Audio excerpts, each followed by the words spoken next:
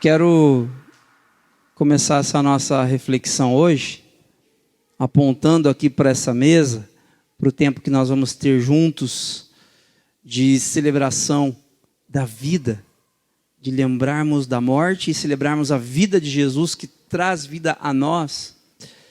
Eu quero começar essa conversa convidando você a imaginar comigo. A gente acabou de terminar uma série de mensagens que nós falávamos sobre imaginar, né? E eu quero ainda convidar você a imaginar comigo. Imagine que nos últimos 3 anos e meio, nós caminhamos pessoalmente ao lado de Jesus. Imaginou? Imagine que nestes anos, neste período, nós vimos coisas fantásticas acontecendo. Nós vimos Jesus tratando pessoas vulneráveis com muito amor. Nós vimos com nossos próprios olhos Jesus curando pessoas doentes. Nós vimos Jesus multiplicando pães e peixes, inclusive nos alimentamos nestes momentos. Nós provamos do vinho que Jesus transformou da água naquele casamento. Nós vimos Jesus fazer coisas incríveis. E o nosso coração estava cheio por ver que alguém diferente, enviado por Deus, enfim, interveio em favor da humanidade. E ele disse coisas fantásticas para nós. Ele disse coisas que transformaram o nosso coração, a nossa mente, a nossa maneira de pensar, não mais agora em favor de nós mesmos, pura e simplesmente, de forma egoísta, mas encontramos um propósito para a nossa existência. Esses 3 anos e meio foram fantásticos, não é mesmo? Foram fantásticos, tantas coisas nós vivemos juntos, tantas risadas, tantos abraços, tantas lágrimas de alegria e de empatia.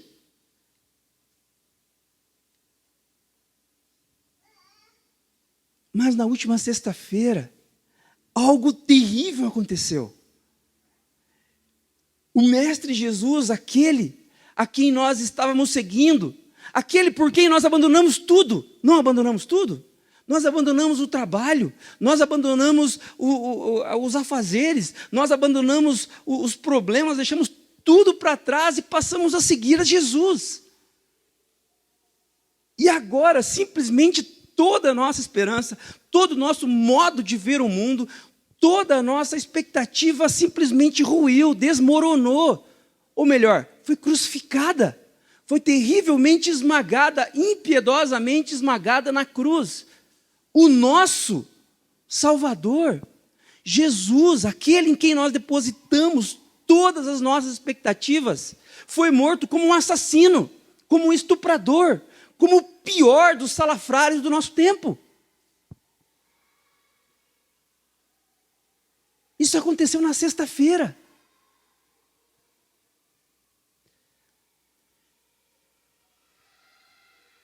E quando algo muito intenso, quando algo tão importante assim acontece na nossa vida, quando nós começamos a lembrar das coisas que Jesus disse para nós, eu pergunto para você, você se lembra? Você se lembra do que Jesus disse para nós semana passada, naquele encontro na quarta-feira? Naquele almoço, na última quinta-feira, na última terça-feira? Vocês se lembram do que ele disse? Irmãos, irmãs, quando nós não nos lembramos do que Jesus disse, a sexta-feira da paixão, a sexta-feira da crucificação, ou os problemas que você tem na sua história, o problema maior que é a desconexão com Deus, essas coisas elas simplesmente anulam, matam, destroem a sua vida. Jesus esteve com a gente 3 anos e meio. Horas e horas, dias e dias seguidos, muito intensos, mas talvez nós não demos tanto ouvido assim para o que ele estava dizendo.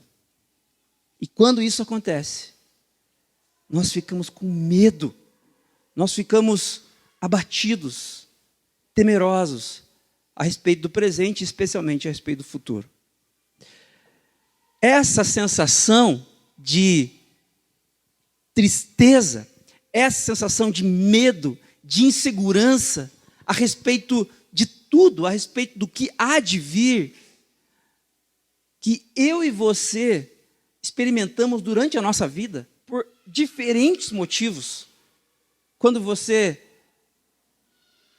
passa por um problema familiar, conjugal, sério, quando você passa por problemas de saúde na sua família, com um ente querido, quando você está enlutado, enlutada, quando a questão financeira na sua história parece que não tem solução e começa a degolar você. Nestes momentos, nós nos sentimos tão sozinhos.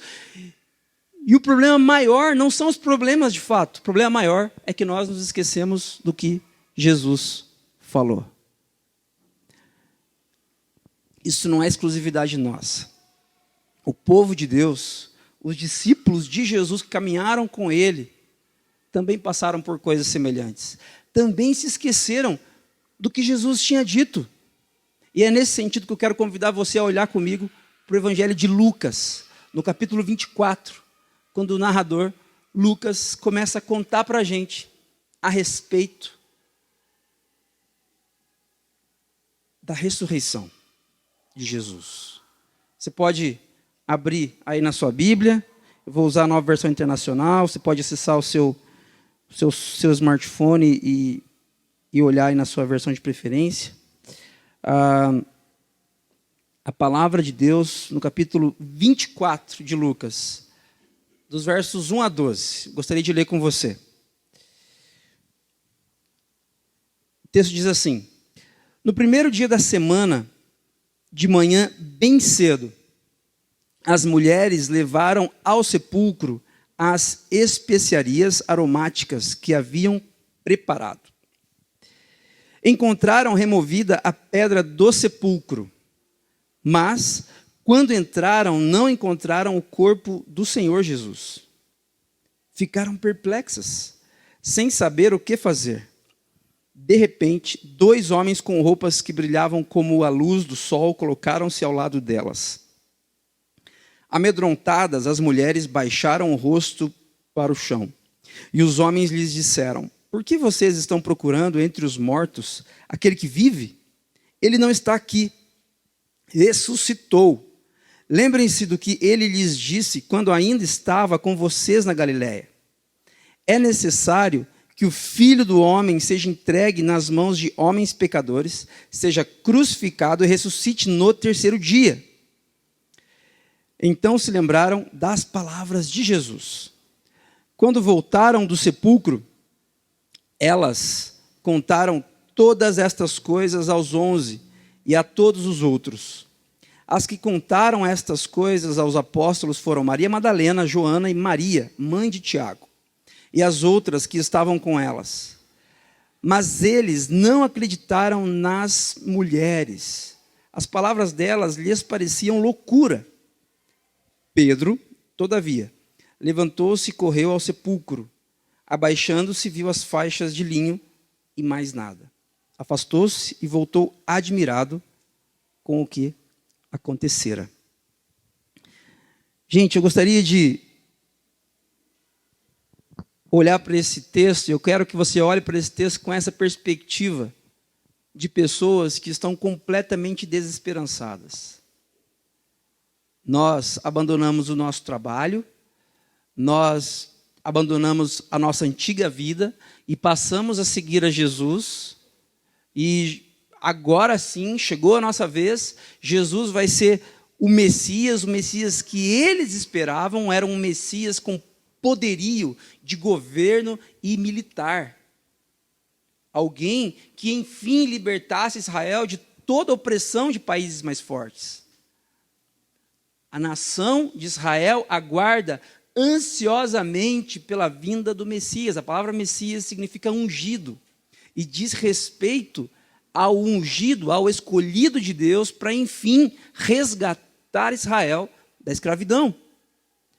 A nação de Israel, portanto, aguarda ansiosamente pelo Messias. E o Messias vem, mas não do jeito que eles esperavam. E os discípulos de Jesus, eles estão extremamente tristes, porque toda a esperança deles foi esmagada na cruz, na sexta-feira. E nesse contexto, o texto diz para a gente que no primeiro dia da semana, ou seja, domingo, de manhã, bem cedo, as mulheres levaram ao sepulcro as especiarias aromáticas que haviam preparado. Gente, por que no domingo, bem cedo? Por que elas não fizeram isso no sábado? Por que Jesus morre provavelmente na sexta-feira às 15 horas? Por que no sábado elas não vão na direção do túmulo de Jesus para ungí-lo? Porque o judeu guardava o sábado e ele tinha uma limitação de passos que ele podia dar naquele dia. Então, o judeu ele não faria esse movimento jamais no sábado. Então, se você voltar no versículo 56 do capítulo 23, o texto falando a respeito dessas mulheres diz que elas descansaram no sábado em obediência ao mandamento. Então, elas descansam no sábado, elas queriam ir para lá. Elas queriam ir na direção de onde Jesus estava, mas elas tinham que esperar. Não dependia delas. E esse movimento que elas fazem, gente, é um movimento extremamente estabanado. É um movimento extremamente afoito. Porque são mulheres, o texto não diz, mas provavelmente essa ideia foi compartilhada com os discípulos homens. E nesse contexto aqui, as mulheres não são mais frágeis, num sentido como a nossa sociedade atualmente ainda traz para nós essa perspectiva, mas elas são inferiores mesmo, socialmente falando. Naquela sociedade, as mulheres elas eram propriedade dos homens. E elas eram tidas como incapazes de ter algumas reflexões como os homens poderiam ter. E, de repente, quando essas mulheres fazem esse movimento aqui, sem nenhum homem para ir com elas, provavelmente nenhum homem quis ir. Nenhum homem aceitou essa proposta de ir lá na direção de Jesus. Elas precisavam de um homem, especialmente por quê? Para rolar pedra. Os túmulos naquela época não eram como hoje. Eram grutas, eram pequenas cavernas, onde havia uma abertura na rocha, e nessa abertura eles colocavam o corpo lá dentro, e depois eles fechavam com uma pedra gigante, com uma rocha muito grande. E essa pedra, para ser removida, precisava de algumas pessoas com muita força para fazer isso. Provavelmente essas mulheres precisassem da ajuda de alguém, de mais pessoas, de homens, de mais pessoas. Mas é como se elas não pensassem nisso. Sabe como quando você está tão desesperado por causa de algo, que você não sabe nem como você vai fazer, mas você tenta? Você não sabe nem por onde começar, mas você sabe que tem que fazer algo? É isso que elas estão fazendo. Elas estão perdidas, completamente desesperançadas. Tudo que elas tinham vivido e desenvolvido de esperança acabou. Então o que elas fazem? Sei lá, a gente vai lá, a gente vai dar um jeito. Elas vão até Jesus para ungir Jesus, para untar Jesus com as especiarias aromáticas que haviam preparado. Esse preparo servia para a conservação do corpo. É interessante que os discípulos de Jesus, eles ouviram Jesus falar várias vezes sobre a ressurreição. Várias vezes Jesus disse isso. 2 vezes ele disse isso de forma extensa, longa. Mas os discípulos de Jesus, eles não estão esperando isso. E essas mulheres também não. Elas não estão indo para lá pensando assim, olha, vamos levar essas coisas aqui para ungir Jesus, mas provavelmente ele já não esteja lá, ele já deve ter ressuscitado. Elas não estão esperando isso. Elas estão esperando chegar lá e encontrar o corpo de Jesus. Por que, gente, que isso acontece? Porque elas se esqueceram do que Jesus disse. Na nossa história, a ressurreição vem nos lembrar a respeito daquilo que Jesus sempre disse para nós e que nós nunca acreditamos. Ouvimos, mas não demos ouvidos. Entrou por um ouvido e saiu pelo outro. A Bíblia conta para a gente a respeito de uma grande história. Ela começa dizendo que Deus é o Criador de todas as coisas, que tudo que há foi feito pelo Criador, por Deus, e tudo que Ele fez é bom. Deus não inicia, não projeta o mal, mas o mal, o caos, a desordem são provenientes de algo que a Bíblia chama de pecado, porque nós, seres humanos, optamos por nos desconectar de Deus. A boa notícia, o Evangelho, é que Deus não nos abandona nessa nossa desconexão, mas Ele vem ao nosso encontro na pessoa de Jesus. Aquele que entra na história, em vez de dizer sim para si mesmo, diz sim para o Pai, em obediência ao Pai, e se engaja na missão do Pai de reconectar consigo todas as coisas. E nessa manhã, eu quero perguntar para você neste momento, nós estamos olhando para Jesus, mas eu quero que você olhe para você neste momento. Essas discípulas de Jesus, elas tinham dores, elas tinham anseios, elas tinham questionamentos, e elas estão sofrendo muito nessa manhã de domingo. Eu pergunto para você, que tipo de sofrimento, que tipo de anseio, que tipo de vazio no seu coração e na sua mente você traz consigo nessa manhã, que só um milagre do tamanho de uma ressurreição é capaz de suprir? Qual o complexo de inferioridade lá da infância, da adolescência? Qual trauma com a sua família, com o seu cônjuge?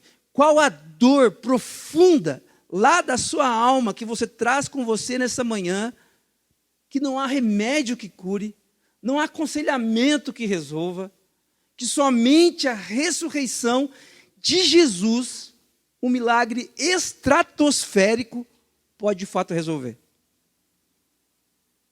Tem algo que você traz com você aí?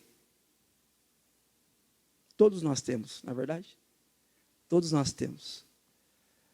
A boa notícia é que quando nós chegamos com as nossas preocupações, com os nossos medos, com o nosso pavor, olha o que acontece.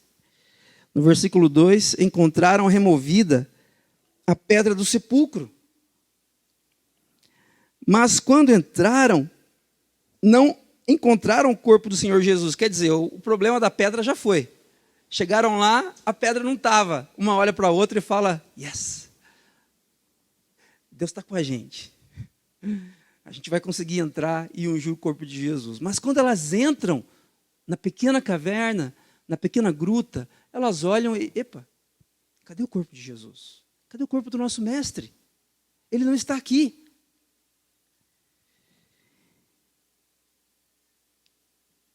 Versículo 4, ficaram perplexas, sem saber o que fazer. É interessante isso, gente.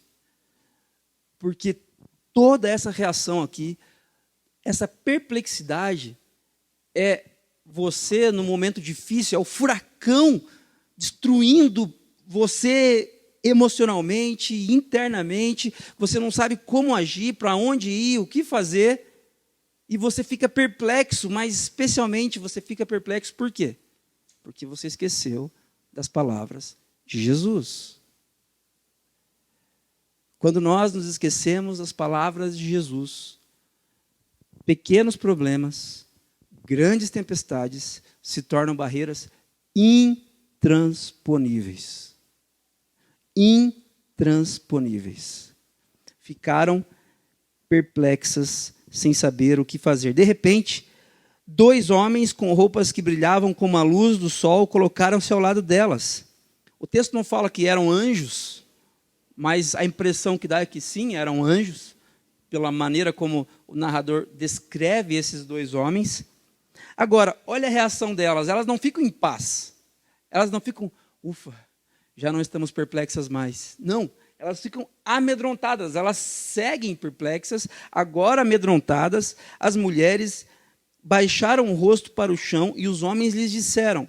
Agora, presta atenção, gente. Presta atenção no que estes dois homens, provavelmente anjos, dizem para estas mulheres. Eles não falam assim, o que vocês estão fazendo aqui? Vocês são mulheres, vocês deveriam estar cuidando de outras coisas. Chamem seus maridos para que nós possamos conversar com eles. Não, não é isso que eles fazem. Olha o que eles fazem. Olha o que eles dizem. Por que vocês estão procurando entre os mortos aquele que vive? Ele não está aqui, ressuscitou. Lembrem-se do que ele lhes disse. Meninas, mulheres, vocês esqueceram do que ele lhes disse. Ele não disse para vocês que haveria de ressuscitar. Ele não disse para vocês inúmeras vezes que seria assim. Vocês esqueceram do que ele disse. E quando os dois homens dizem isso para as mulheres, olha o que acontece, no versículo 8. Então, elas se lembraram das palavras de Jesus. Elas se lembram das palavras de Jesus. Mas eu pergunto para vocês aqui, elas viram Jesus? Elas têm alguma certeza, assim, palpável que Jesus ressuscitou? Até aqui nesse momento, não. Até aqui neste momento, não. Mas, quando elas lembram do que Jesus disse, é verdade. Jesus disse que haveria de morrer e ressuscitar 3 dias depois. É verdade, os profetas já falaram sobre isso. É verdade, no Antigo Testamento tudo aponta para isso. É verdade. Então, o que elas fazem pós dessa nova informação? Versículo 9. Elas voltam na direção dos discípulos de Jesus, dos homens, dos 11 discípulos que estavam reunidos numa casa. Interessante, porque elas não necessariamente têm certeza do que está acontecendo, mas elas agem a partir do que elas ouviram Jesus dizer. Gente, as palavras de Jesus podem guiar a nossa história. E eu quero que você tente se lembrar de coisas que Jesus já disse para você, por meio da palavra dele, em momentos especiais da sua vida. Coisas que ele disse para você e que nos momentos de dificuldade, invariavelmente você se esquece. E você não se esquece porque você é a pior pessoa de todas. Você se esquece porque você é humano. Você é pecador, pecadora. Nós somos falhos, nós somos limitados, Jesus sabe disso. E é por isso que ele morre na cruz. É por isso que ele é enviado pelo Pai. É por isso que o Espírito Santo é enviado depois por Jesus para nos conduzir a toda a verdade, a Jesus. Agora, olha a reação dos discípulos de Jesus. Eles não dão ouvidos a elas. Eles não acreditaram nas mulheres, versículo 11. As palavras delas lhes pareciam loucura. As palavras dela lhes pareciam loucura. Vocês não dormiram direito? Vão dormir, vão descansar, vocês estão alucinando. Mas olha que interessante, como que parecia loucura, sendo que Jesus disse isso várias vezes. Eles poderiam dizer assim, bom, Jesus disse isso, mas será? Eles nem fazem menção a isso. Por quê, gente? Eu bato nessa tecla. Porque eles se esqueceram do que Jesus disse.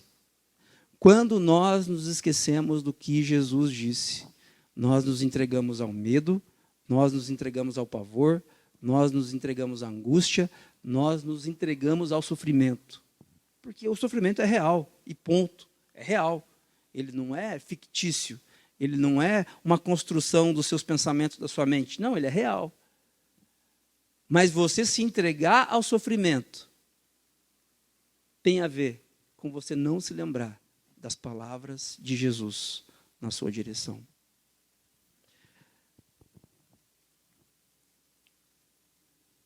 Nesse sentido, gente, eu quero convidar você a pular comigo agora lá para o verso 45. Antes de ler esse versículo, eu quero explicar para você que esse capítulo 24, você pode ler depois na sua casa, ele é fantástico em Lucas. É um relato específico, é um drama muito bem construído a respeito da ressurreição. Tem esse primeiro relato dos versos 1 a 12, referentes a essas mulheres que vão até o sepulcro e não encontram Jesus. Depois tem o relato dos discípulos no caminho de Emaús, onde Jesus é visto por 2 discípulos e não é reconhecido por eles até que Jesus parta o pão. E depois, uma terceira narrativa a respeito de Jesus com todos os discípulos. É uma crescente, é um drama muito bem estruturado. Vale a pena você ver e folhear as folhas da sua Bíblia na sua casa depois. Mas, sabendo que Jesus faz isso, eu quero pular com você lá para o versículo 45, quando o texto diz que os discípulos não estão reconhecendo Jesus. Os discípulos, as mulheres, não lembraram do que Jesus tinha dito até que os 2 homens lhes falassem. Os discípulos de Jesus, quando recebem a informação das mulheres de que Jesus não está lá no túmulo, não acreditam, porque eles não se lembram do que Jesus falou. Os discípulos no caminho de Emaús não reconhecem Jesus até que Jesus parta o pão e explique para eles as Escrituras. Aqui, os discípulos não estão reconhecendo Jesus também. Mas olha que interessante. Versículo 45. Então, Jesus lhes abriu o entendimento, para que pudessem compreender as Escrituras. E lhes disse: está escrito que o Cristo haveria de sofrer e ressuscitar dos mortos no 3º dia, e que em seu nome seria pregado o arrependimento para perdão dos pecados a todas as nações, começando por Jerusalém, até Curitiba. Está escrito. Tudo isso chegaria até nós. Por quê? Porque Jesus haveria de sofrer e de ressuscitar dos mortos no 3º dia. Gente, a Bíblia, ela não é um apanhado de histórias para quem crê. Nós aprendemos isso ao longo da nossa vida, e eu quero dizer para você que não é bem isso. A Bíblia não é um livro de crenças. A Bíblia é a verdadeira história a respeito da humanidade. Ou ela é uma cosmovisão que norteia todas as nossas escolhas e muda completamente a nossa maneira de ver todo o mundo, toda a sociedade, todas as implicações disso. Ou você pode simplesmente rasgar esse livro e ele não serve para nada. Ele não é um livro de religião. A Bíblia não é um livro de religião. A Bíblia é a história de Deus a respeito de todas as coisas. Jesus ter ressuscitado não é um conto, não é um mito, não é uma lenda, é um fato histórico. Jesus ressuscitou e Lucas conta no livro de Atos, os historiadores, inclusive Flávio Joséfo, um dos maiores historiadores da história da igreja, redundantemente falando, diz que centenas de pessoas viram um homem chamado Jesus, que teria ressuscitado e caminhado por aproximadamente 50 dias até ser elevado aos céus. Eu estou dizendo isso, gente, para dizer para você que é difícil acreditar nisso mesmo. É difícil acreditar nisso. Para os judeus também era difícil. Era quase impossível acreditar. Um judeu esperava a ressurreição, mas para ele a ressurreição aconteceria lá no final da história. Era algo escatológico, algo apontando para o final da história. Para ele não faz sentido alguém ressuscitar no meio da história, mas é o que acontece. É como se Deus pegasse a eternidade e colocasse no meio da história. É como se Deus falasse assim: eu vou levar o céu para a terra. O céu na terra. A realidade do reino de Deus, paz, justiça e alegria, não estão mais distantes, mas estão agora no meio do povo que se chama pelo nome de Jesus. Agora, a Bíblia diz que Jesus lhes abriu o entendimento. Eu quero convidar você neste momento a curvar sua cabeça, a fechar os seus olhos, porque essa não é uma tarefa nossa. Se a Bíblia diz que ele abriu o entendimento dos discípulos dele, que tocaram Jesus, que conheciam Jesus de muito perto, e não conseguiam acreditar, não conseguiam entender a ressurreição. Se Jesus precisou abrir o entendimento dessas pessoas, quanto mais o nosso, que estamos geograficamente distantes, historicamente distantes, culturalmente distantes e espiritualmente mortos.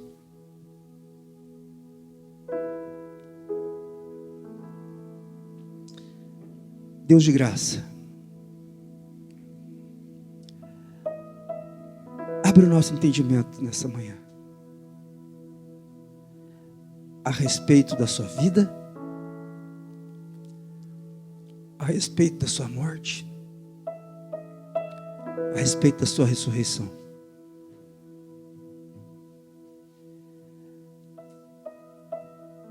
Deus, nós, afoitos como essas mulheres, nós estamos procurando por respostas, estamos procurando mexer, tocar, trabalhar com aquilo que está morto. Nesta manhã, Deus, guia-nos por seus caminhos de vida e não de morte. Tira-nos, Deus, dos túmulos da nossa vida, dos túmulos da nossa história. Tira-nos, Senhor, dos túmulos que nos lembram de complexos, de problemas, de frustrações, de dores. Tira-nos dos túmulos e leva-nos, Deus, para o lugar onde a vida. Leva-nos, Deus, para um percurso em sua companhia. Abre o nosso entendimento nessa manhã, ó Deus eterno. Em nome de Jesus.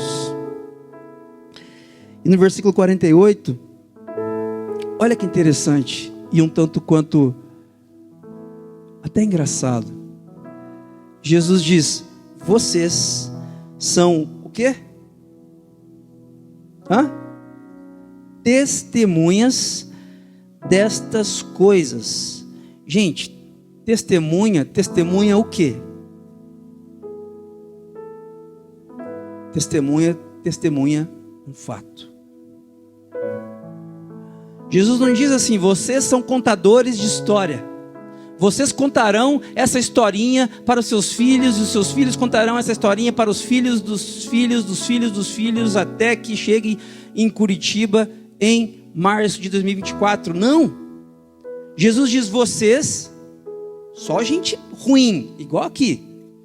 Olha só, vocês, os discípulos que não lembravam das palavras de Jesus, vocês, as mulheres, que naquela época eram vistas com certa, como sendo inferiores em relação aos homens, vocês, todos vocês, são minhas testemunhas. Testemunhas de um fato: Jesus ressuscitou. Vocês são testemunhas destas coisas. Eu lhes envio a promessa de meu Pai, o Espírito Santo, mas fiquem na cidade até serem revestidos do poder do alto. Gente, eu quero desafiar você nesta manhã.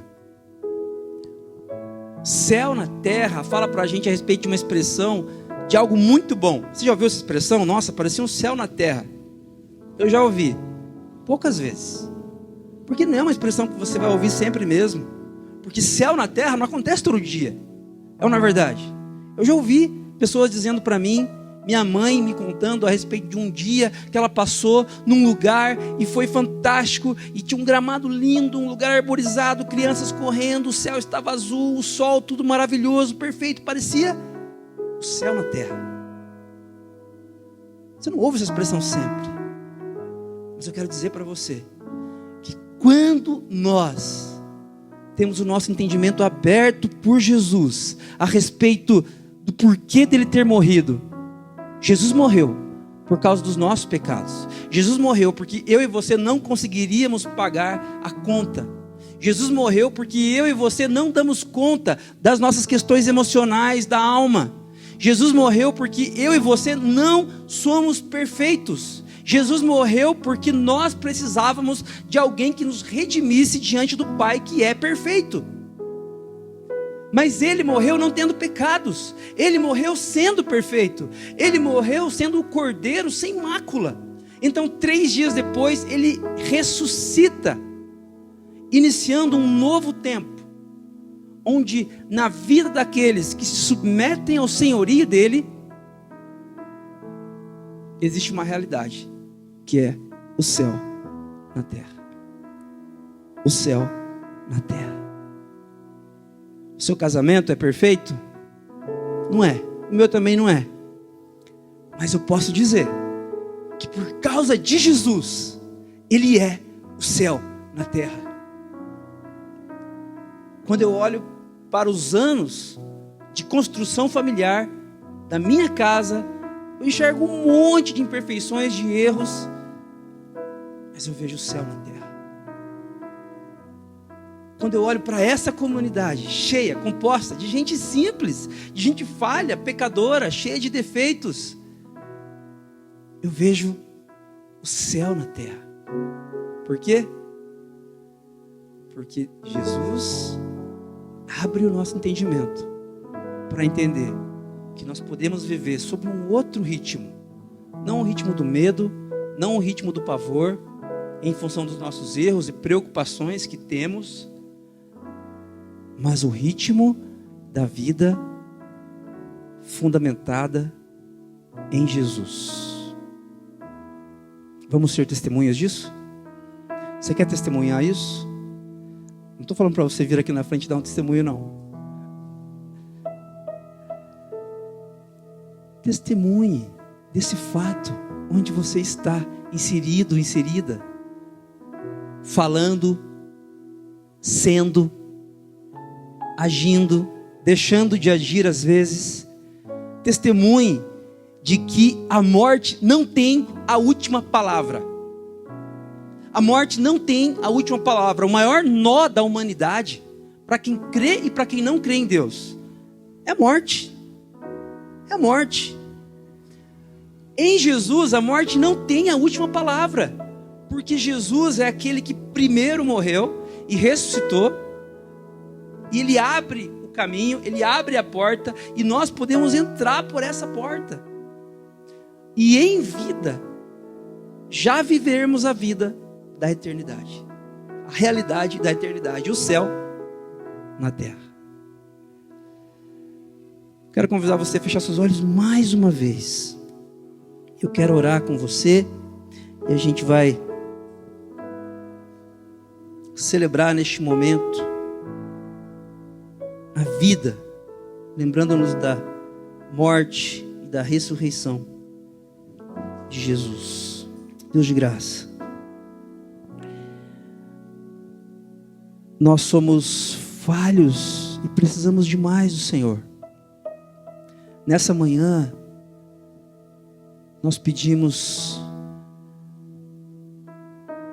simplesmente que o Senhor abra o nosso entendimento e que, em posse das convicções daquilo que o Senhor fez e faz na história, que nós possamos ser suas testemunhas, não de uma crença, não de uma lenda, não de um mito, não de uma ficção, mas que possamos ser testemunhas da história, da verdadeira história da humanidade. Deus, cura os nossos corações aqui nessa manhã. Transforma, Pai, as nossas mentes. Meus amigos e amigas que chegaram aqui dizendo que suas vidas parecem um inferno. Meu Deus, é o caos. Está tudo dando errado. Deus, Nós não somos nem otimistas nem pessimistas. O Senhor ressuscitou. O reino chegou. É uma realidade. Que o céu na terra seja cada vez mais presente e denso em nossas vidas. Para o bem dos outros. Para o bem da nossa cidade. Para o bem dos nossos vizinhos. Para o bem das pessoas com quem trabalhamos. Para o bem dos nossos amigos. Em nome, por amor de Jesus. Amém.